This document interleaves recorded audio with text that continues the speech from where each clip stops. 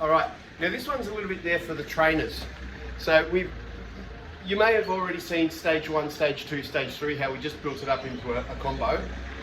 This one is simply a workout. It's the exact same combo, but we're just going by ones now. So we're gonna go one jab, jab, cross, cover, jab, cross, cover, uppercut, jab, cross, cover, uppercut, hook, all right? And we're just gonna go through that whole combo one at a time. It's not for anything else apart from getting some cardio into my clients' lungs, all right?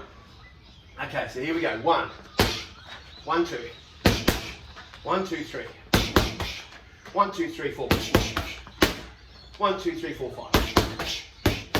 Good. 1, 2, 3, 4, 5, 6. Good. 7. Good. 7. Now 8.